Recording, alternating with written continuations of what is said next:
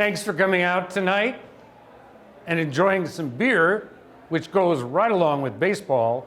And what I say, it goes along with fatherhood, too. At least it did for my dad. His brew was Buckeye, because we grew up in Ohio. So thank you for making time in your evening to enjoy Austin Liti Limits, a wonderful resource for authors to talk to other authors about writing. And as I said before, we're going to try a drinking game at some point, but I don't think I want the word to be book. Editor, how's that? Every time you hear the word editor. So, let's get started. Introductions. The lights are winking out at Kauffman Field in Kansas City as I shift in the seat of our rented convertible. I'm trying to find the way out of the parking lot, but my mind isn't firing on all cylinders. 10 hours of driving already from Texas to get my son and me up here on a hot July Saturday night. And then 9 innings of even more sitting. Now I have to find the hotel. Sweat collects on the inside of my ball cap as I realize I have no clue where I'm going. It's not my first time in this parking lot, just the first time here when I wasn't high. 14 summers after my night of that Willie Nelson show in KC, the one that ended wrestling my sleepless mania as I clutched a kitchen knife, paranoid from too much pot. My 11-year-old son, Nicky, sits with me in the convertible. This trip is supposed to prove I am not running from my fatherly duty after a divorce and court-managed custody. My summer vacation will be just the two of us, and I have 13 more nights to take care of him on my own. I am committed to being a better father than my dad was for me. Fatherhood without anger can't be so hard. Not so hard that a man would have to kill himself because he failed at it, like Dad did in the same year that I sat in this parking lot for the first time. The sound of the crowd milling in the lot turns rowdy while the dashboard clock ticks toward midnight. It is 1994, so there is no phone in our car to check for hotel directions. I flip my AAA triptych pages forward and then back. I squint in the dashboard light at the map's red and black lines, and then I pull out a Rand McNally baseball atlas and skim with alarm at the Kansas City Royals entry. These maps are my guardrails for traveling across 11 different states to see 9 games in only 11 days. I lower the Pontiac Sunbird's top to study the maps. "Do you know the way?" Nicky asks me. I assure him unconvincingly that I do. I set out to find our hotel in the dark. Conscious of my untreated anxiety issues, I need to locate safety before the pounding in my chest takes over. Nicky believes in me more than I believe in myself. I'm driven to be the man he thinks I am. The July wind helps me take a breath. The lights in the lot lead us to a sign that promises a freeway. The ramp hides in the dark, though, with the glare of the light shining off my glasses and blocking my vision left and right. I eke across 2 streets, stop at a light, and then turn left towards the sound of the interstate. Just get to I-70, I say to myself, and then we'll be all right. I drive underneath the interstate, though, and scan the streets to the left and the right. Where's the ramp? I sit up straighter and slow the car. Nicky slides down in the seat as we enter the gritty streets of what are called the ghetto at his age. Hooded heads swivel at the 2 white guys entering the neighborhood in a convertible, cutting through the soundtrack of a Saturday night. We stop at a light, and Nicky knows the biggest mistake first. Dad? He's fading on me. Yeah, what?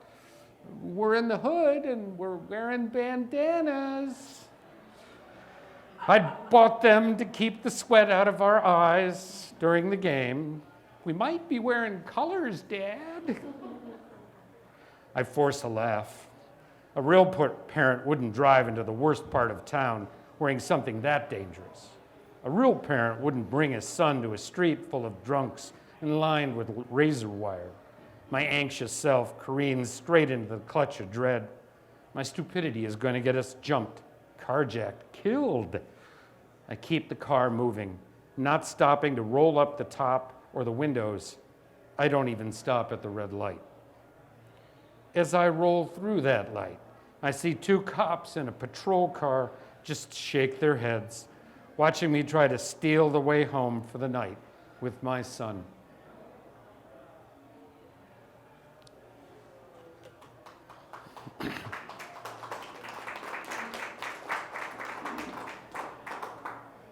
So it wouldn't be a baseball trip without some memories of other baseball and other fathers and other sons. And part of the book is me being a son and my father being involved in baseball.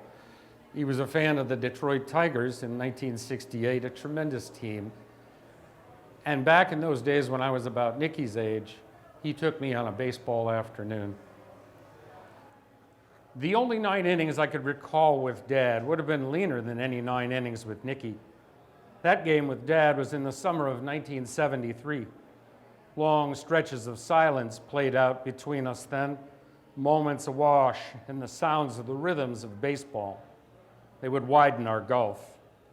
By the afternoon of that game, Dad had abdicated his throne of tough guy swagger. He was just starting a slide into the ferocious depression that pulled him down like an undertow on a beach. He might have sat a little too close to me on that day in Tiger Stadium. The ballpark would be crowded. Dad would be showing off like I learned to, a lover of the showy flourish instead of everyday parenting magic. He drove to the ballpark at Woodward and Trumbull Streets in Detroit on a weekend afternoon to hunt down a spot after he complained about plowing through the traffic and the crowds. It was a day in July, but I'd be wearing bell-bottom jeans and a pair of Converse All-Stars. Dad would be wearing his Bermuda shorts. I hadn't sat beside him for anything longer than a Cedar Point coaster ride or a spin on a Ferris wheel there. At my breakfast table with Nicky, I closed in on the game day details with Dad that I wanted to be true. Dad returned home early that year and alone from a family California vacation. I'd stayed away from that trip like a teenager does while asserting independence. By taking me to Tiger Stadium before the rest of the family returned, Dad was showing off with an outing to prove he was a fun father. He bought a program but wouldn't mark the scorecard inside it. He flipped through its pages like he was turning the pale orange pages of the Toledo Blade peach section listings, looking for a TV show. "Indians are up first," he said. "I know, Dad." "What else do you know?" "LaFleur bats third." He handed me the program. Horton at cleanup. And then he rattled off the rest of the Tigers' batting order. Many heroes of that championship team 5 years earlier were still with the Tigers in 1973. Free agency was brand new. Players didn't migrate on their own. "Hey, Dad, pretty good. Even I don't know the Tigers that well." "Well, you're a Reds fan. How would you know?" "Well, the Tigers are okay too." "Champs, not like your Reds." Cincinnati had fallen short the season before, losing the series in 7 games in a heartbreaker. I'd watched the passions run across his face that day, as I often did when he challenged me. The evil I would search out in his looks while we fought with words and worse. I looked out on the field as Bill Freehand, one of the heroes of that championship '68 Tiger team, crouched behind the plate. The first few innings would draw nothing good from Dad, but his shouts when 2 Indians struck out to wrap up an inning. He'd grouse about the Tiger pitcher Mickey Lolich, another series hero, and still wearing a gut like Dad once did, coughing up homers. There was a kind of quiet between us I mistook for peace. There were no marks of age on his face, his chin bearing that tight-trimmed goatee that he sprouted as I turned into a combative teenager. That peace I imagined coming off Dad was different than his belly laughs at Shecky Green's stand-up on the Dean Martin summer show. That absence of rage, the moments of his silence and his long sighs. Those were marks of losses to come. "Now, how about a double play?" he said, without enough volume to call it a shout. The Indians' hitter wrapped the ball into the infield. "There it goes," I said, looking over at him. "Just like I said, huh?" A small grin crept up from his goatee. Maybe that expression was what Dad's piece looked like. We were trying to play together on that ballpark afternoon with all of its kinds of silence.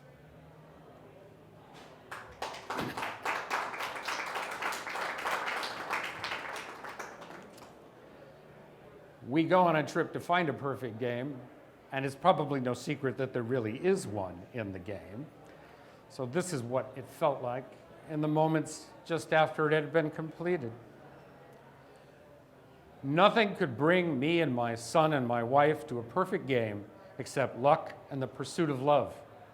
No one, not man or boy or woman, among those 47,183 fans was leaving that ballpark. Cheers rained down from the field, floating off the home run porch and cascading from Chili's front row grill in Wright. In an era before smartphones, we recorded the images with cameras like the cardboard fun box, a Kodak that had built-in film and was sold in the ballpark. Then I thought to push the button on my Radio Shack recorder. The sound mounted from one moment to the next. Drinks tipped over at the thunder of thousands of pounding feet. Nikki's oversized Dr. Pepper cup spilled under our seats, sprinkling its ice into the next row. A mob of players swarmed the mound, throwing their caps and leaping on each other, a blur of blue stockings and white jerseys. The dust from their celebration rose far above that scrubby infield and into the night. We could breathe out loud at last, after an hour of holding it in while praying that the almost impossible perfection might finally arrive. Standing on our seats to cheer together, I high-fived Nikki. That night gave me more than perfection. I uncovered a shiny faith in the ideal of a blended family, bonded tighter because of a baseball game, a thing of no lasting consequence to some parents. I took it as a sign that my family was healed. A perfect game means so little to anyone who doesn't know baseball and love it like Nikki and Dottie and I did. After those 9 other ballpark nights and afternoons, I assigned this perfect game a value it might not deserve. It didn't take me long to wonder if it were true. I couldn't turn to the numbers I'd penciled so carefully on the Bib Fox scorecard to prove how much it mattered. I could only flash back to the things I saw over the course of 9 perfect innings. The things I'd need as a dad every day, some found on the roads that led to the perfect game. Courage and guile and unreasonable devotion. Good fortune for when I'd feel unsure. Pitching straight on and not around batters to overcome things that beat me earlier as a dad. Faith and the ability to mount confidence, plus a willingness to ignore trends and imagine better outcomes. And always setting expectations in place and then releasing them when things get imperfect.